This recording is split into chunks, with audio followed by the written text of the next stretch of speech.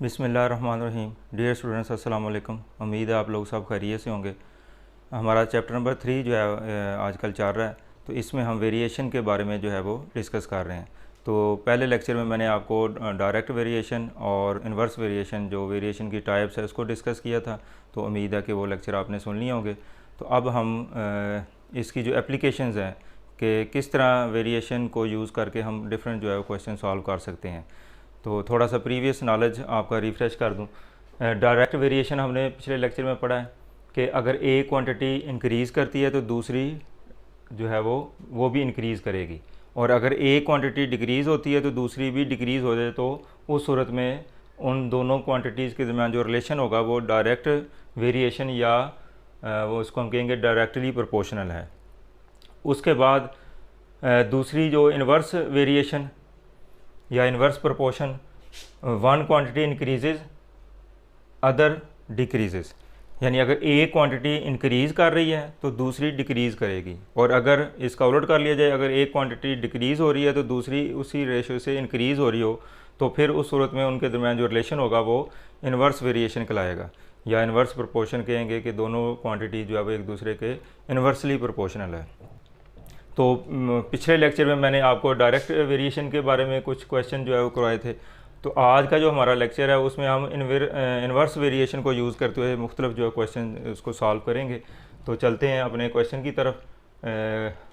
Question number 7 है 3.2 का, exercise 3.2। तो इसका क्वेश्चन नंबर 7 जो है वो, if y varies inversely as x. अब यहाँ पे जो हमें एक रिलेशनशिप दिया हुआ है वो इस स्टेटमेंट में मौजूद है। उसके बाद ये वैल्यूज़ का एक सेट दिया हुआ हमें, और लास्ट पे एक वैल्यूज़ का सेट ये दिया हुआ है। यानी तीन इसमें इंफॉर्मेशन हमें मिल रही है इस क्वेश्चन में। एक तो ये बताया गया कि y varies inversely as x, कि y और x दो क्वांटिटीज़ है और उनके दरमियान रिलेशन क्या है कि वो इन्वर्सली प्रोपोर्शन है। तो पहले तो हम इस स्टेटमेंट से मैथमेटिकल फॉर्म में इसको कन्वर्ट करेंगे, और उसके बाद ये जो वैल्यूज़ है जिसमें बताया गया कि अगर y 7 हो, कब 7 होगा, जब x 2 हो, तो ये दो वैल्यूज़ आपको गिवन है, ये आपको k की वैल्यू फाइंड करने में हेल्प आउट करेंगी। यानी बेसिकली ये आपको k जो है उसको फाइंड करने में जो है वो हेल्प करेंगी ये वैल्यूज़। और उसके बाद जब k की वैल्यू हम फाइंड कर लेंगे तो फिर हमें y की वैल्यू दोबारा उसने पूछी है कि वो कहता है अगर x की वैल्यू 126 कर दी जाए तो फिर y की वैल्यू क्या होगी। तो थोड़ा सा एक जो ओवरव्यू इस क्वेश्चन का ये है कि पहले x की वैल्यू 2 है तो y 7 है। अब x की वैल्यू 126 कर दी, यानी पहले से बढ़ गई है, तो क्या y की वैल्यू पहले से बढ़ेगी या कम होगी। तो एक तो अब हमने देखना है कि इनके दरमियान कौन सा रिलेशन है, यानी हम क्वेश्चन सॉल्व करने से पहले एक आइडिया लगा सकते हैं कि जो अननोन है उसकी वैल्यू पहले से बढ़ेगी या कम होगी। चूँकि इसमें इन्वर्सली प्रोपोर्शनल का जिक्र किया गया है, तो अब x की वैल्यू चूँकि बढ़ गई है तो y की वैल्यू जो है वो कम होगी, अब चूँकि इन्वर्स प्रोपोर्शन यहाँ पे बताया गया है। इसका मतलब कि जो y की वैल्यू आएगी वो 7 से कम होगी। तो ये हम चलते हैं, अब देखते हैं एंड में जब इसकी वैल्यू निकालेंगे तो क्या 7 से कम आई है। तो अगर कम आई है तो इन्वर्सली प्रोपोर्शन का जो एक इसमें कंसेप्ट है वो भी प्रूफ हो जाएगा। तो अब इससे रिलेशन कैसे बनाना है। y is inversely proportional to x। जैसा कि मैंने पहले लेक्चर में डिटेल से बताया था आपको, मैं ये चीज़ें भी पहले लेक्चर में डिटेल से बता चुका हूँ, कुछ एग्जांपल भी मैंने मुख्तलिफ सब्जेक्ट से दी थी, और इन्वर्स वेरिएशन और डायरेक्ट वेरिएशन को लिखने का जो मेथड है वो भी बताया था। तो अगर आपने वो मेरा पहला लेक्चर नहीं सुना तो काइंडली उसको सुन लें, आई बटन में उसका लिंक जो है वो मौजूद है, तो ताकि आप अगला जो कंसेप्ट है वो इजीली समझ सकें। तो काफ़ी डिटेल से मैंने ये चीज़ें उसमें पहले लेक्चर में समझाई हुई हैं।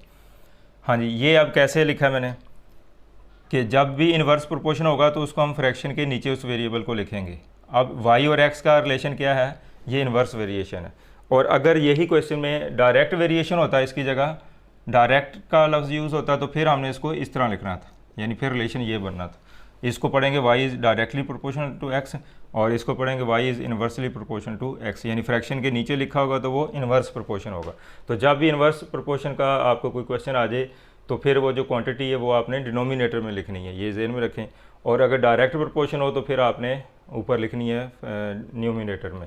ये चीज़ आपने ज़हन में रखनी है। अगर आपको ये कंसेप्ट क्लियर हो गया तो इंशाल्लाह आप पूरी एक्सरसाइज के कोई भी क्वेश्चन आ जाए या इस चैप्टर में आगे भी हमने बढ़ना है तो आप बड़े इजीली जो है वो कर सकेंगे। तो कन्फ्यूजन यहीं भी होती है कि ये रिलेशन जो है वो स्टूडेंट के लिए मुश्किल होता है कि कैसे बनाया जाए।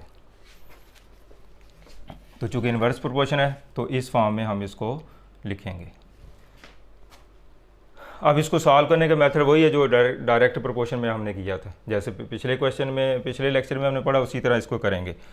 तो इसको अब हम इक्वल में जब कन्वर्ट करेंगे तो किसी कांस्टेंट से हम मल्टीप्लाई करेंगे, तो वो कांस्टेंट को हम k का नाम दे लेते हैं, तो k इंटू 1/x। अब मज़ीद इसको ऐसे भी लिखा जा सकता है या हम इसको k/x, यानी k जो है वो 1 से मल्टीप्लाई होगा तो k/x, तो इसको इक्वेशन नंबर 1 कर लें आप। ये इसी फॉर्म में लिख दिया जाए तो फिर भी कोई अर्ज नहीं है, तो ऐसे लिख लें तो फिर भी ठीक है। तो ये हमारी इक्वेशन बन गई जिस तरह हमने पिछले लेक्चर में पढ़ा था। अब हमने क्या करना है, ये जो वैल्यूज़ का दोनों वैल्यूज़ का सेट दिया हुआ जिसमें दोनों वैल्यू गिवन है, अब इसको यूज़ करेंगे। यहाँ पे हम लिख भी लेते हैं कि y = 7 और x = 2, यानी x 2 हो तो y 7 होगा। अब x की वैल्यू 126 है और y की वैल्यू हमने फाइंड करनी है, यानी जो वैल्यूज़ का सेट आपको गिवन है वो भी लिख दें कि x 2 हो तो y 7 होगा। फिर जो अननोन फाइंड करना है तो उसका जो रिलेशन दिया हुआ है तो x की वैल्यू 126 कर दी जाए तो फिर y की वैल्यू क्या होगी।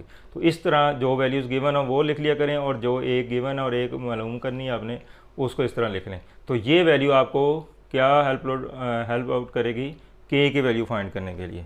अब ये वैल्यू आप इसमें पुट करेंगे, पुट x = 2 एंड y = 7। हाँ जी, y की वैल्यू 7 पुट करेंगे और k हमने मालूम करना है और x की वैल्यू 2 पुट करेंगे। तो अगले स्टेप में 2 इधर डिवाइड हो रहा है तो इधर मल्टीप्लाई हो जाएगा, तो 7 × 2 = k और बाद में k इधर लिख लें और ये 14 आ जाएगा। यानी k की वैल्यू हमने फाइंड कर ली, इसमें जो प्रोपोर्शनैलिटी कांस्टेंट है या कांस्टेंट ऑफ वेरिएशन का नाम भी देते हैं इसको, तो उसकी वैल्यू हमने फाइंड करनी होती है। तो अब k की वैल्यू हमारे पास निकल आई है। अब हम इस क्वेश्चन का अगला पोर्शन करेंगे कि अब हमें y की वैल्यू फाइंड करनी है अगर x की वैल्यू बढ़ा दी जाए यानी 126 कर दी जाए। Put x = 126 and k = 14 in equation 1, यानी x की ये वैल्यू और k की ये वैल्यू अब आपने दोबारा से इक्वेशन 1 में पुट कर देनी है। तो y हमने फाइंड करना है, उसको उसी तरह लिख दें और k/x। अब k की वैल्यू 14 है और 126, x की वैल्यू हमने इसमें पुट कर दी 126। तो ये दोनों वैल्यूज़ इसमें पुट कर दी। अब इसको सिंप्लीफाई कर लें तो आपके पास y की वैल्यू निकल आएगी। तो 14 इसको कैंसिल करेंगे तो ये 9 आ जाएगा, यानी 126 को अगर 14 पे डिवाइड किया जाए तो 9 आता है। तो y की वैल्यू जो है वो 1/9 आ गई। अगर आप इसको डिवाइड कर लें तो 0.11 ये वैल्यू की आती है। तो आंसर यहाँ तक भी काफ़ी है। ये चीज़ मैंने सिर्फ आपको इसलिए बताई, क्वेश्चन में लिखनी ज़रूरी नहीं है, ये वैल्यू आप फ्रैक्शन में भी आंसर दे सकते हैं। सिर्फ ये कंपेयर करने के लिए कि y की वैल्यू पहले से बड़ी है या कम हुई है। अब देखें x की वैल्यू 2 थी तो y की 7 वैल्यू थी। अगर x की वैल्यू बढ़ा दी हमने तो y की वैल्यू कम होनी, वजह क्या है कि आप ये इन्वर्स प्रोपोर्शन है। तो आप देखें कि y की वैल्यू पहले 7 थी तो आप 0.1 आ गई, यानी उससे बहुत कम हो चुकी है। तो उसी रेशो से ये कम हो चुकी है जिस रेशो से x की वैल्यू जो है बड़ी है। तो इसका मतलब कि वो इन्वर्स प्रोपोर्शन की जो वेरिफिकेशन है वो भी यहाँ पे होगी कि y की वैल्यू कम होनी थी, वो हमने चेक कर ली कि वाकई जो है वो कम हो गई है। तो ये हमारा क्वेश्चन था जो हमने सॉल्व कर लिया। अब नेक्स्ट चलते हैं हम अगले क्वेश्चन की तरफ। अब नेक्स्ट जो है वो क्वेश्चन नंबर 13 है। m is inversely proportional to n³, यानी m और n का जो रिलेशन है वो इन्वर्स प्रोपोर्शन है, यानी m n³ के इन्वर्स प्रोपोर्शन है। यानी यहाँ से हमें चूँकि ये फ्रैक्शन में लिखा है तो ये चीज़ हमें बता रही है कि ये इन्वर्स प्रोपोर्शन है। तो पहले तो आपने सबसे पहले ये तय कर लेना है कि ये कौन सा प्रोपोर्शन है। और वैसे अगर आपको रिलेशन पहले से दिया हुआ है तो फिर आपका तरीका जो इसको सॉल्व करने का वो सेम ही रहेगा। अगर ये रिलेशन खुद से बनाना हो तो फिर ये बहुत ज़रूरी है कि आप इन्वर्स प्रोपोर्शन और डायरेक्ट प्रोपोर्शन जो है उसकी स्टेटमेंट को गौर से पढ़ें। अब इस क्वेश्चन में एक तो आपको ये रिलेशन दिया गया है और दूसरा आपको दो वैल्यूज़ का सेट दिया गया है जिसमें दोनों वैल्यू जो है मौजूद है, m की भी और n की भी। ये वैल्यू आपको k फाइंड करने में हेल्प करेगी। उसके बाद इस क्वेश्चन के दो पार्ट्स हैं, find m when n is equal to 6, कि m की वैल्यू फाइंड करनी है अगर n 6 हो तो। उसके बाद एक और पार्ट है इसका, n की वैल्यू फाइंड करनी है अगर m 432 हो। यानी बेसिकली ये क्वेश्चन में एक स्टेप फालतू है। जो अभी मैंने क्वेश्चन करवाया उसमें एक वैल्यूज़ का सेट दिया है और दूसरा अननोन वैल्यूज़ का सेट था जिसमें एक वैल्यू आपने फाइंड करनी थी। लेकिन इसमें अननोन वैल्यूज़ का जो सेट है उसमें दो पोर्शन आपको दिए गए, एक ये और एक ये। इसका मतलब ये क्वेश्चन थोड़ा सा उससे लेंथी होगा, लेकिन तरीकाकार इसका वही होगा जो अभी हमने पिछला क्वेश्चन किया है। तो इससे आप k की वैल्यू फाइंड कर लें और फिर ये वैल्यूज़ एक दी है और दूसरी मालूम करनी है, तो ये वैल्यू n की पुट करेंगे और इधर से k की वैल्यू पुट करेंगे तो m निकल आएगा। उसके बाद हम m की वैल्यू ये यूज़ करेंगे और k की वैल्यू जो निकाली है वो इसमें इक्वेशन 1 में पुट करेंगे तो n निकल आएगा। इसका मतलब कि एक दफ़ा आपने m फाइंड करना और एक दफ़ा n फाइंड करना है। तो क्वेश्चन लेंथी ज़रूर है, इसमें दो पार्ट आपने फाइंड करने हैं, एक m की वैल्यू फाइंड करने के लिए और दूसरा n की वैल्यू फाइंड करने के लिए, और ये वैल्यू k की फाइंड करने में आपको हेल्प करेगा। तो मैंने अब इसकी जो वैल्यूज़ का सेट है वो लिख दिया कि जो दोनों वैल्यूज़ गिवन है वो लिख दी, फिर एक n गिवन और m फाइंड करनी है तो ये लिख दी, और फिर m दी हुई है और n आपने फाइंड करनी है तो ये लिख दी। तो बेसिकली ये एक क्वेश्चन है और ये दूसरा क्वेश्चन है, तो दो क्वेश्चन मिला के यहाँ पे उसने एक बना दिया है। तो इसको हम अलग से हल करेंगे और इसको हम अलग से हल करेंगे। अभी जो मैंने पिछला क्वेश्चन इससे करवाया था उसमें आपको सिर्फ एक वैल्यूज़ का अननोन वैल्यू का सेट दिया था, तो एक ही पोर्शन में वो क्वेश्चन सॉल्व हो गया था। तो अब ये रिलेशन लिखें।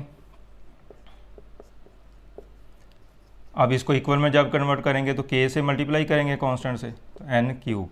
अब इसको भी इक्वेशन नंबर 1 कहा जाता है, या आप अपनी आसानी के लिए इसको इस तरह भी लिख सकते हैं, इसको इक्वेशन 1 कर लें आप। अब आपने ये वैल्यूज़ पुट करनी है ये वाली, तो k की वैल्यू निकल आएगी। Put m is equal to 2 and n is equal to 4, यानी ये 2 और 4 इसमें पुट कर देना है। तो m की वैल्यू 2 आ जाएगी, k हमने फाइंड करना है और n की जगह 4 आ जाएगा, तो 4 का क्यूब आएगा ये, k और 4 का क्यूब जो है वो 64 होगा। तो अगले स्टेप में 64 इधर मल्टीप्लाई हो जाएगा, तो k की वैल्यू आ जाएगी 2 इंटू 64, तो ये 128 आ जाएगी। अब देखें वही तरीकाकार जो आपने पिछले क्वेश्चन में पढ़ा था कि k की वैल्यू फाइंड करने के लिए जो दोनों वैल्यूज़ दी होती हैं वो पुट करें तो k की वैल्यू हमारे पास निकल आएगी। अब k की वैल्यू जो है वो हमने फाइंड कर ली है। अब हम क्वेश्चन के अगले हिस्से की तरफ बढ़ते हैं, ये वाला पोर्शन जिसमें m की वैल्यू आपने फाइंड करनी है और n जो है वो 16 दिया हुआ है। Put n is equal to 6 and k is equal to 128 in equation 1, यानी n की वैल्यू 6 और k की वैल्यू ये आप इक्वेशन 1 में जो है वो पुट करेंगे। तो m is equal to k की वैल्यू 128 और n की वैल्यू कितनी है 6, तो 6 का क्यूब आ जाएगा जी। अब 6 का क्यूब जो है वो 216 होगा। अब आपने इसको कैंसिल कर लेना है या डिवाइड कर लें, तो हमारे पास जो आंसर है वो 16/27 आ जाएगा। यानी इसको सिंप्लीफाई करेंगे तो 16/27 हमारे पास आंसर आ जाएगा। तो ये हमारे पास m की वैल्यू जो वो निकल आई, यानी n की वैल्यू को यूज़ किया हमने और k की वैल्यू को यूज़ किया, तो m की वैल्यू जो है वो हमने फाइंड कर ली है। अब हम बढ़ते हैं क्वेश्चन के तीसरे हिस्से की तरफ जिसमें n की वैल्यू फाइंड करनी है और m आपको गिवन है, यानी ये मैंने लिख दिया m 432 है और n आपने फाइंड करना है। अब आपने m की ये वैल्यू यूज़ करनी है और k की ये वैल्यू यूज़ करनी है उसी तरीके से, और इक्वेशन 1 में पुट कर देनी है।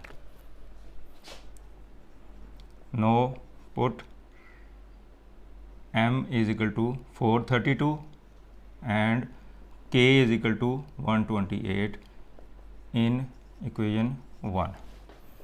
अब इक्वेशन 1 क्या है, m k over n cube. अब m की वैल्यू इसमें पुट करें 432 आ जाएगा और k 128 और n आपने फाइंड करना, उसको उसी तरह लिख दें। अब अगले स्टेप में n क्यूब इधर डिवाइड हो रहा है, इसको आप इधर ऊपर ले आए, मल्टीप्लाई हो जाएगा यहाँ पे, और वो 432 इधर आके डिवाइड हो जाएगा। तो n cube is equal to 128/432।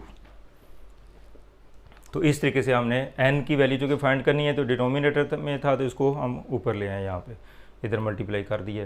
तो अब इसको सिंप्लीफाई करें तो आपके पास n क्यूब की वैल्यू पहले निकलेगी।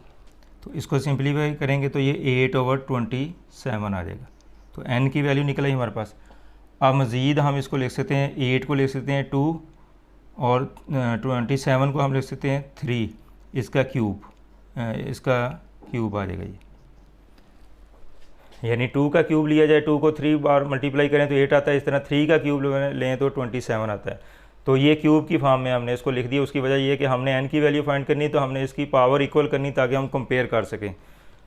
तो अब कंपेयर करने के लिए, चूँकि दोनों नंबर्स इक्वल हैं, पावर इक्वल है, तो कंपेयर करेंगे तो n की वैल्यू 2/3 आएगी। This implies that n is equal to 2/3। तो n की वैल्यू जो है वो 2/3 आ जाएगी। तो इसको कंपेयर किया हमने। अब ये नहीं कहना कि पावर 3 जो है वो, अक्सर स्टूडेंट कन्फ्यूज़ होते हैं कि 3 से कैंसिल है। अब कैंसिल नहीं हुआ, चूँकि ये दोनों नंबर इक्वल है, इक्वलिटी का साइन इसमें मौजूद है, और फिर पावर भी इक्वल है। तो इसका मतलब कि n की जगह 2/3 होगा, n की वैल्यू 2/3 होगी, तो फिर ही ये पॉसिबिलिटी जो है वो हो सकती है। तो n की वैल्यू हमने फाइंड कर ली। अब देखें, इस क्वेश्चन के 3 पोर्शन थे। एक ये वाला हिस्सा जो आपको k फाइंड करने में हेल्प की, फिर आपको ये जो क्वेश्चन का हिस्सा था, ये वाला, उसकी मदद से आपने m फाइंड कर लिया, और फिर ये हिस्सा जो था इसमें m दिया था तो n फाइंड कर लिया। तो इस क्वेश्चन के 3 पार्ट थे। तो अगर इस एक्सरसाइज के जितने भी क्वेश्चन आपके ज़ुम्मे हैं जो इसी तरह मिलते जुलते हैं, नंबर 7 जो है से 13 जो है वो इसी टाइप के सारे क्वेश्चन हैं। तो यहाँ पे चूँकि लेंथी क्वेश्चन इसलिए था कि इसमें 2 जो पोर्शन दिए गए थे, एक ये और एक ये। बाज़ क्वेश्चन में सिर्फ एक ही पोर्शन दिया होता है, एक ये गिवन जिसमें कि एक वैल्यू निकलती है, और दूसरी एक अननोन वाला सेट जो है उसमें एक वैल्यू निकाल लेते हैं। तो इतना ही क्वेश्चन होता है। लेकिन अगर किसी क्वेश्चन में तीसरा पार्ट भी है तो वो भी उसी तरह हम हल कर लेंगे जैसे इसमें हल किया है। तो कुछ क्वेश्चन में सिर्फ 2 ही पार्ट होते हैं, एक k की वैल्यू फाइंड करने के लिए सेट दिया होता है और एक अननोन को फाइंड करने के लिए दिया होता है। तो उसमें आप सिर्फ 2 स्टेप में वो क्वेश्चन हो जाएगा। और जिस क्वेश्चन में 3 पार्ट दिए हों जैसे इसमें थे, तो वो एक स्टेप उसी सेम पैटर्न पे आप करेंगे तो जो तीसरी अननोन वैल्यू है वो भी आप फाइंड कर सकेंगे। तो उम्मीद है कि आज का लेक्चर आप इजीली समझ चुके होंगे। तो इसकी प्रैक्टिस करें और अपने दोस्तों को शेयर करें। अगर आप चाहते हैं कि आपको ख़ुद से ये मेरी वीडियो नए लेक्चर का नोटिफिकेशन हासिल हो जाए, तो चैनल को सब्सक्राइब भी कर दें ताकि आपको ऑटोमेटिकली जो है वो हर नई आने वाली जो लेक्चर है उसका नोटिफिकेशन मिल सके। अल्लाह हाफिज़, बहुत शुक्रिया।